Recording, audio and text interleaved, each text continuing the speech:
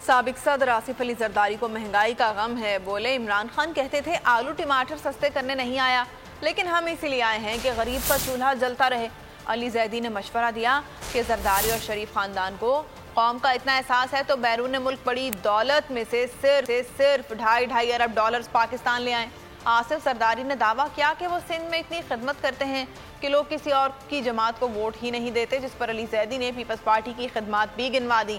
साबिक सदर ने आला फौजी अफसर पर बात की तो अली जैदी ने सवाल उठाया कि आप कैसे एक 3 स्टार जनरल पर इल्जामात लगाकर फौज को मजबूत कर रहे हैं? आप मुल्क के वफादार हैं या दुश्मन? वो कहता है मुझे टमाटर और आलू के लिए थोड़ी मैं आया था। नहीं, मैं तो टमाटर और आलू के लिए आया हूँ भाई। मैंने तो घर के गृहस्थी का ख्याल करना है, मैंने हर चूल्हे को जलाना है।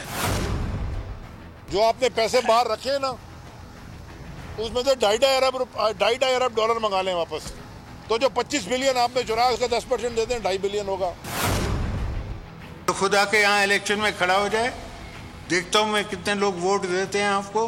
हम खिदमत इतनी करते हैं, इससे पहले के आदमी सोचे, इससे पहले के बच्चा सोचे, हम उसकी पहले ही जरूरतों पे पूरा उतरते हैं।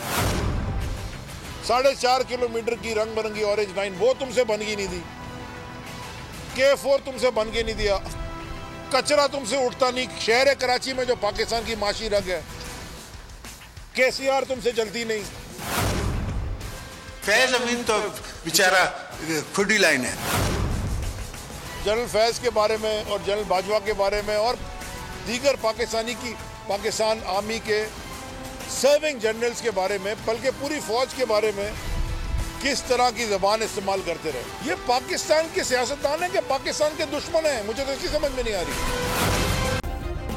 सब्सक्राइब करें और बेल दबाएं ताकि कोई खबर रह न जाए।